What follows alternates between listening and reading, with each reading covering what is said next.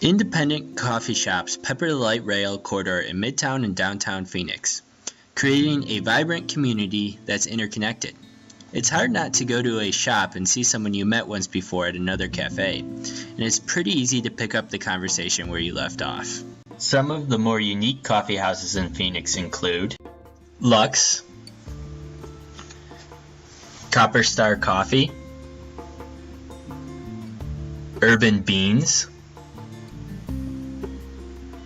Shine, Nami, Giant, Lola, Jobot, Songbird, One Coffee, Cartel, and Royal. Cortez Coffee Company is an independent roaster that supplies many of Phoenix's local coffee shops.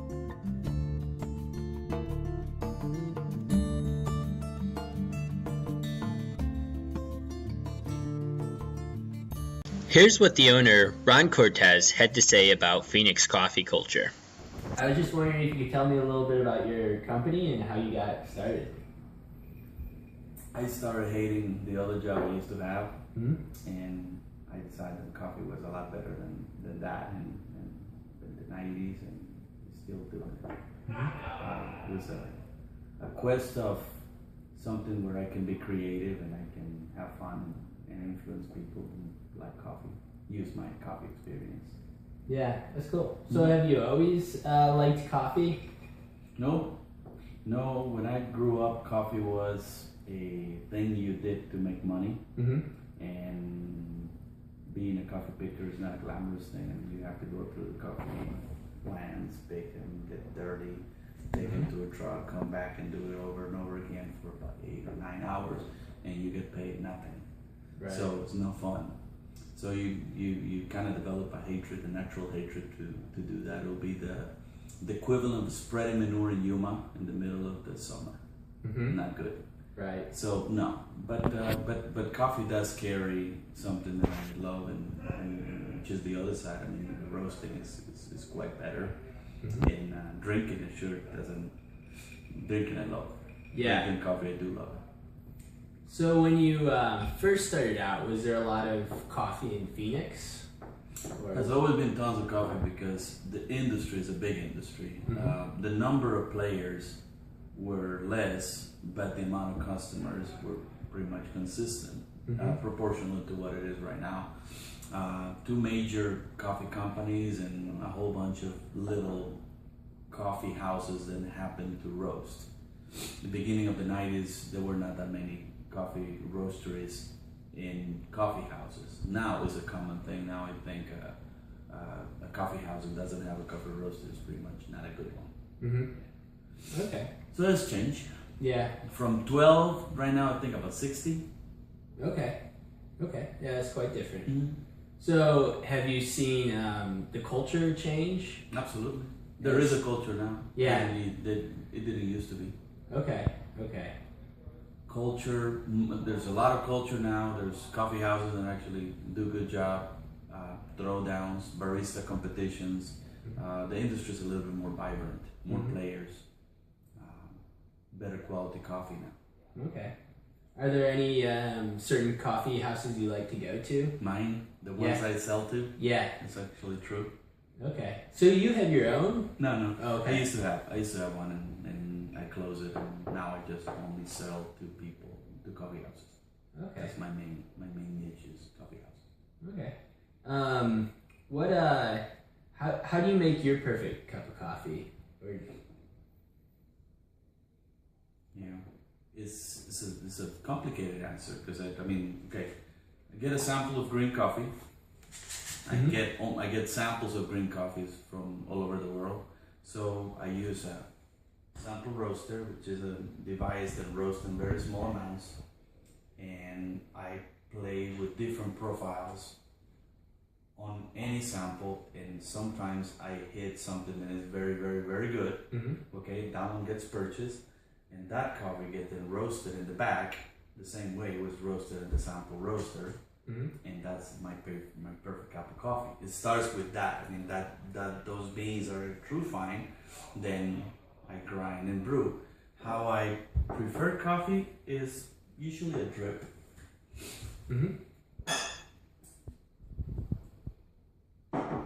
Okay. And I use a 10-to-1 ratio. Means 1 part coffee, 10 parts water. Okay. That's my perfect cup of coffee. Of course, an average grind or what I call a number 7 grind according to my grinders, in very good water.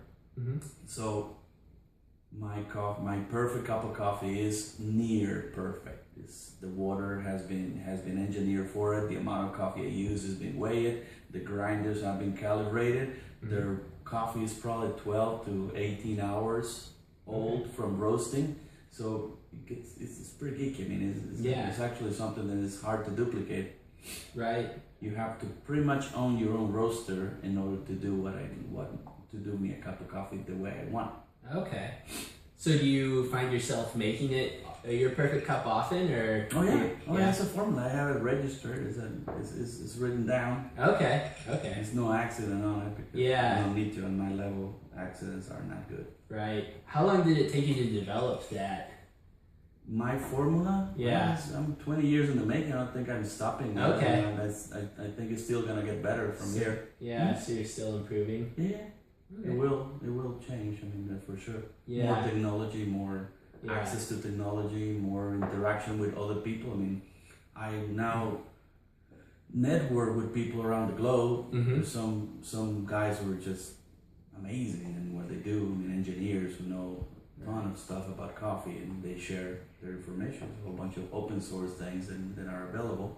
And there's crowdfunding ways to see people develop machines and other things. So yeah. Okay. Different world now.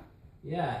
So have you gone back to one of your old formulas and been like, oh, this wasn't very good? Or... You probably can. Yeah, you can't. Not good. I mean, it's like buying a can of Folgers to see if it got better. Yeah. Yeah.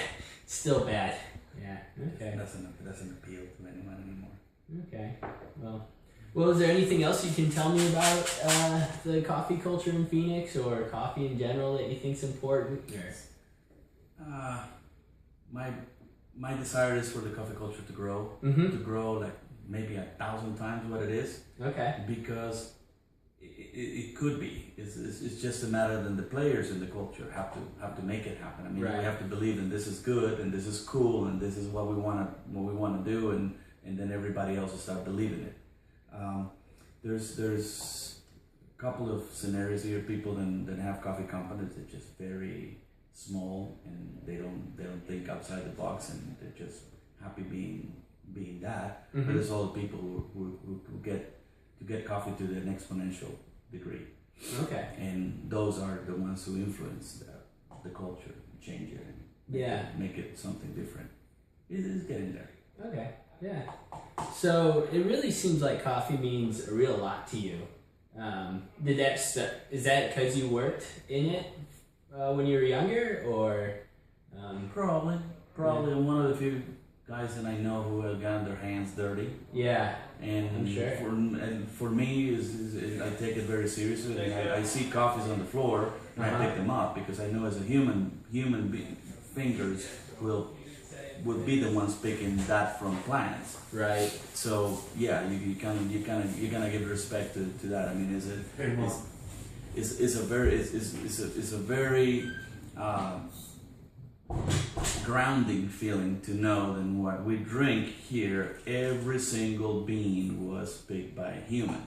And many few products, you don't get that. I mean, tomatoes are mostly mechanized, carrots are mostly mechanized, watermelons these things are not that easy to pick, and are human process from the seed up. Right. Well, that's really cool. Well, thanks a lot for talking with me. I appreciate it. Next, I talked with the owner of Songbird to ask him his thoughts on Phoenix's coffee culture.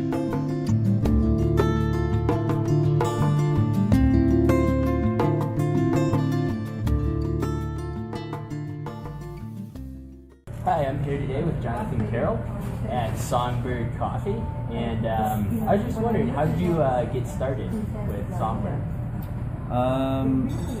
Well, basically, both my wife and I were in jobs where we didn't like very much, very high stress jobs, and I was kind of the brains behind the marketing and the name, and I've experienced in. Are you Jonathan? Yeah. I'm Amy Donahue. Hi. So we were both in jobs where it's high stress, especially my wife. She worked for a youth development institute, YDI, dealing with like court-appointed children who had troubled lives and sexually abused. And so it was very, very stressful, and we kind of put our heads together, and she has a background in coffee, and Have a great we day. decided we're going to open a coffee and tea house. Okay. Phoenix really needs not so much the coffee portion, but there's not really a legitimate tea house Okay. in Phoenix, and we wanted to kind of create that atmosphere and kind of separate ourselves from the rest. Okay. Yeah. So yeah, we put our business plan together and our finances, and it took over 2 years to find the right location, but we landed here on July 23rd of 2012, and we've been here ever since. So. Oh, that's awesome. So while you were growing up, were you big into coffee or tea? Not at all. I was probably a prototypical customer that went to Starbucks and didn't know anything about the bean itself and roasting, and through my wife I became very educated in it and wanted to learn as much as I could, and the cool thing about coffee and tea, especially coffee, is you can learn new things every day. It doesn't really ever get old. So I went from being a sugary drinker from Starbucks back in the day to really appreciating a good product and doing a lot of cupping and just tasting different origins around the country and just having more appreciation for coffee itself. So Okay. yeah. So when did you start to notice Phoenix coffee culture kind of starting to set itself apart, or come about? I think it's always been here. It was just kind of an idea that I had, and I teamed up with This Could Be Phoenix, a local nonprofit organization that kind of markets cool things around Phoenix and helps local businesses kind of do their thing. And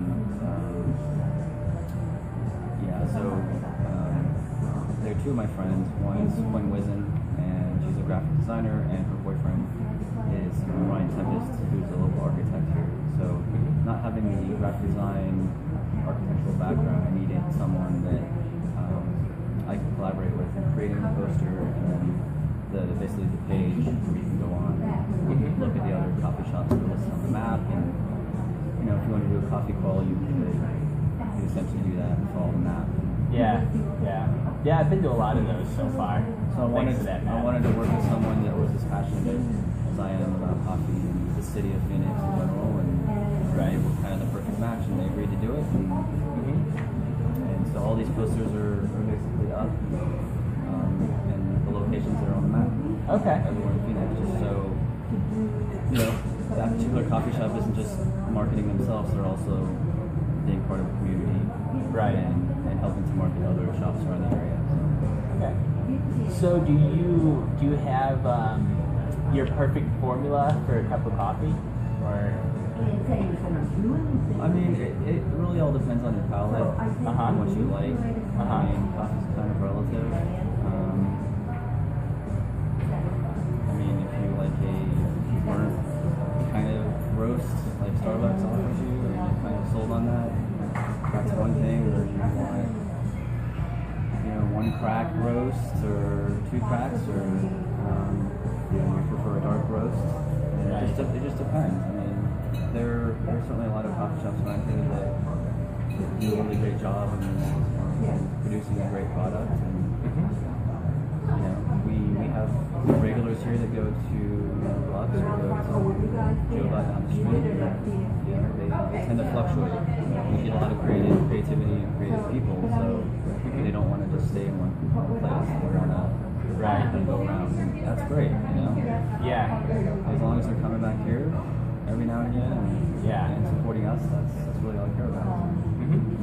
So how did you find this building in particular? luckily we found this building and we wanted to be part of the arts district and help grow it. And just kind of worked out that way. So we were kind of in the center of Roosevelt Road, and we care about the community. We didn't just want to be known as a coffee house, but kind of socialize with our regulars, get to know them as well, and so we feel like we've kind of accomplished that over the last 2 years. Yeah, it really seems like there's a lot of community in the coffee culture here. Yeah, I mean, I hope that we've intrigued other small business owners, especially those who want to open a coffee house, to kind of maybe make it like we create like good community and creativity here. Look what we've done, and kind of use that to the advantage, I think. Because when you involve your community and you're doing things for the community and you're not just making a dollar bill, and I think it will go a long way. People like really respecting and appreciating what you're doing. Right. So do you see where it's going, or do you have a hope where it goes?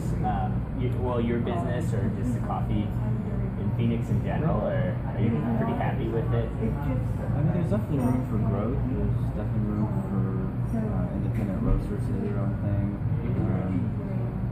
We're not like Seattle, we're not like Portland. We're kind of our own unique thing, which I respect and have a lot of admiration for. I don't know if it will ever be like a coffee city like Seattle and Portland. Right. We don't have to be. Yeah. We can be our own thing. Right. Or if you even want to be. So. Yeah, I mean, we're in the heart of the road, central neighborhood, yet it feels like we're in a small town, yet downtown is right there. Yeah. But everyone seems to know everyone, and it's a unique place to be. It's very different from everywhere else I've been, especially in the Phoenix metro area. Right. Awesome. Well, thanks for your time. I appreciate it. Yeah, you got it. Silent Flight was started by 3 baristas who had a passion for coffee and wanted to deliver cold brew coffee to the greater Phoenix area. Here's what they had to say about Phoenix's coffee culture. I am here with Susie and Therese, and they run a company called Silent Flight. So I was just wondering if you guys could tell me a little bit about your company. Well, we're a cold brew delivery service. We roast and steep specialty coffee for cold brew delivery. We deliver it 64-ounce growlers every Sunday morning for one-time orders or subscription orders. So how long have you guys been baristas? I'm like 10 years. Wow. Almost. I think I started in 2007. Yeah, so a little under 10 years. In specialty coffee, a little more recent. I'd probably put like 5 years in specialty coffee. Okay. Coffee's changed. Okay. Really? In Phoenix? Or just in Everywhere, I would everywhere? say. Yeah. How so? Sure. Well, you're seeing a lot more coffee that's roasted lighter, so you're getting more like fruit forward notes and citrus and floral instead of like maybe some of the non-citrus. Right. Texas coffee about dark. So you get things like that. Okay. So that's how it's changed. More shops are doing like what Portland does. Okay. Just more natural coffee flavors instead of like roasted flavors. Right. You know, like the difference between tasting the bread that was toast before and then just tasting toast. Right. Yeah, just a little bit. Everywhere, all over the world. Like high-end roasters and Right.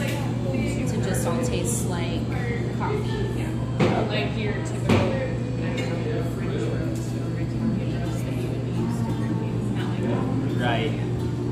So why do you think so many people in Phoenix come to these shops like Giant, Songbird, instead of going to like Starbucks or chains? I think honestly plays into like why anyone goes to visit a certain location, like a brick and mortar. You have something that the owners and the staff and the community around it have come up with to kind of like host certain things. So whether it's meetings, studying, whatever, people want to go out for a reason.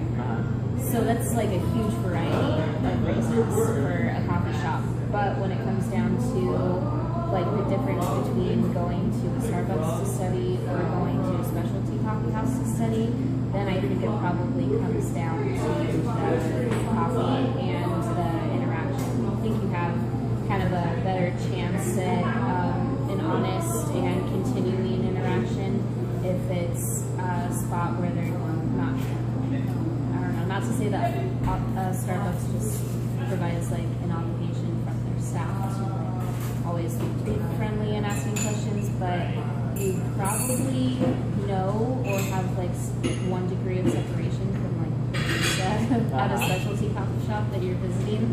It's just kind of why anyone goes to a place instead of, or even a restaurant instead of like Applebee's. Right. It's specialty, it's focus, it's community, it's interaction. Right. I think a lot more people are paying attention to specialty things, like that word's being thrown out a lot. Like when I think of beer, magic beer. Yeah. So when I was younger, I was thinking, Miller Lite, like Coors and stuff like that. Now we have like all of these like small breweries and people that are trying to do like craft beer. Right. Provide like an experience for people. Same thing with bikes. Same thing with anything really. So the word specialty is great. Right. And it's not, Community of people, I guess. I love that specialty doesn't have the tie-on of like exclusive or something, you know. Specialty is a little more welcoming of a word as it should be, because everyone should have the opportunity to try something that's like, delicious and a little bit better than something that's been frozen for months, or I don't know, whatever the example is, but or mass produced. Yeah, it's not that it's exclusive or elite or something. It's just kind of normal, just not normal for how we've taken things as like a food and beverage industry. There's more Right. So you guys see a lot of passion in the Phoenix area coffee. Yeah. I mean, I think like everything, it stems from like bigger cities that have already been doing it for a little while, and we're so close to like San Francisco and LA, and Seattle and Portland. So we're getting there. We're definitely building it for sure. Okay. Places like this can exist, then yeah, I think we're on the right track. Yeah, this is a nice place. And that was a kind of a driving force when we were wanting to come up with ideas, especially when it came down to like the three of us hanging out so often and talking about coffee and talking about our passions. It was thinking about, if we don't have the resources or the finances right now to open up a shop, what can we be doing to still get specialty coffee to people that might not otherwise, go out for it or reach out themselves for it. It's kind of like coffee for the people style. We wanted to make it convenient enough and still welcoming for people to get specialty coffee, because everyone, deserves it. Right. If you want to drink coffee, you should drink something that you enjoy and that's, well prepared and nice. So that was a big part, being influenced by other cities and wanting to help implement things here, but just maybe in a different way. Yeah, that's awesome. So how many clients do you guys have with Silent Flight? We have like quite a few regulars, which is awesome because every week we get to walk up to their house Right. and leave like a little present for them. And we've been doing it. We haven't been doing it for very long. It's July. Oh, okay. So yeah, we're fairly new. Yeah. And these customers that have actually starting to meet them as they come out to the door to get their coffee. Because it's really early when we deliver, so sometimes, Right. people are sleeping and just kind of sneak off. But we've actually got to meet some of our regulars and figure out a little bit about their lives. And one guy came out to the door just recently, and he has a newborn baby that he brought out with him. And he was just really excited to finally meet me, and he was like, "This is why we need the coffee, because we're up at all hours of the night." So he Yeah. liked us. And it's kind of like the milkman used to be. Everybody knew their milkman. Everybody had conversations with them. They knew their kids. I Yeah. remember my grandparents used to talk about knowing the mailman, the milkman. So it's kind of like that. Yeah, that's really cool. Yeah. You can set your empty growler out for a $5 refund. So that's especially when we feel kind of like the milkman, because Yeah. we go up to an empty growler and replace it with a full one, and then we go back and credit their account through Right. our online payment system. So it's kind of fun.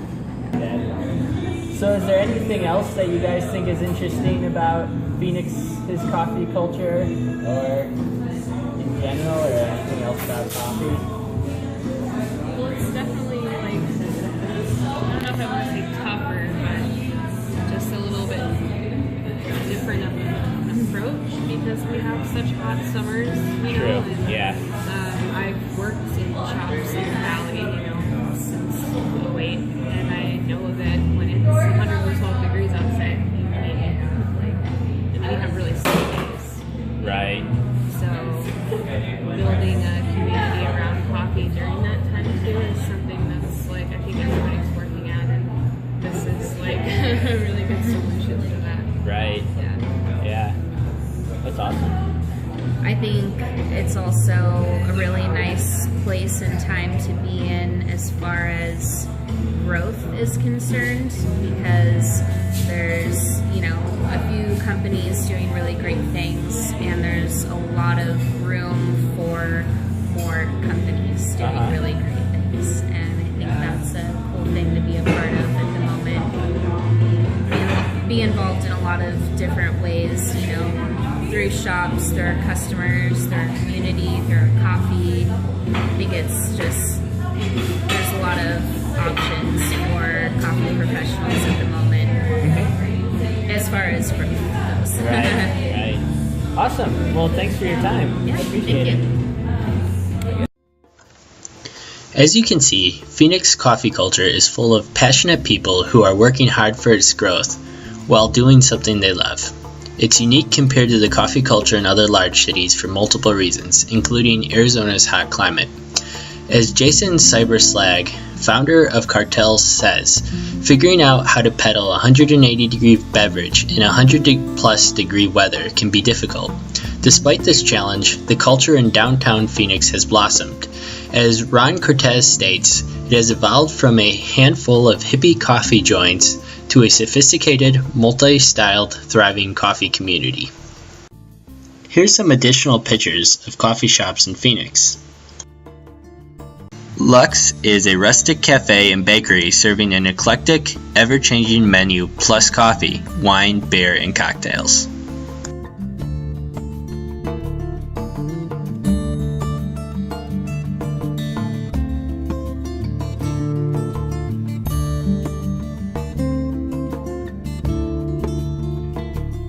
The idea for Nami was born from their infamous organic ice cream treat, the Soy Nami. Then they got the idea, who doesn't enjoy an organic, shade-grown cup of coffee with their sweet treat? So voila, Nami was born. Your one-stop shop for the good stuff in life. Upper Star Coffee serves the finest locally roasted coffee. Enjoy a cup of your favorite coffee creation. Whether you like a black cup of coffee or a triple shot white chocolate mocha with non-fat milk, they serve up the freshest, tastiest, just like you like it cup of joe.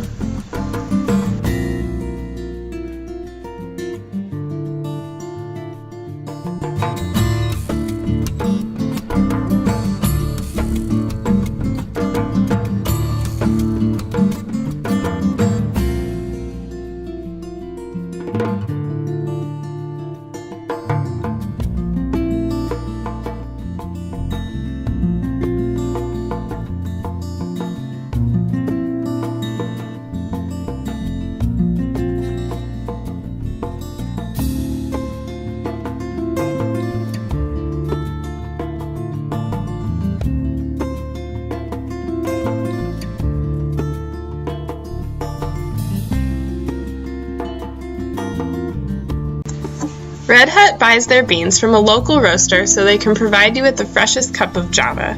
Their espresso is blended in Italy and roasted locally. They also have a custom blended coffee from Central and South America, along with 3 kinds of iced tea. If you're in the mood for a hot tea, they also have several different new me teas to pick from. Jobot is a fascinating place embodying the resurgence of artist-driven independent business. It is a coffee shop, a kitchen, and a general go-to place for many creatives in the downtown area. They provide supercharged coffee, an eclectic yet inexpensive menu, and space for casual meetings and social gatherings.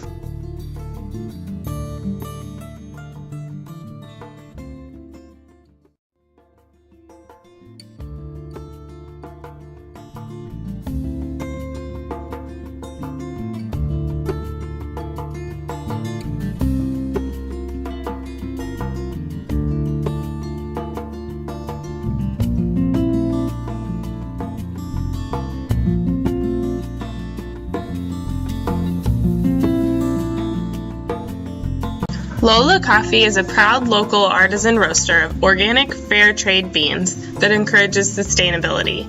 Their satisfaction comes from brewing bold cups of coffee, revealing the dynamic characteristics of the beans. Lola Coffee is driven by their love of coffee and eagerness to share the passion of Daniel Wayne's guaranteed freshly roasted beans, latte art, and in-house baked goods.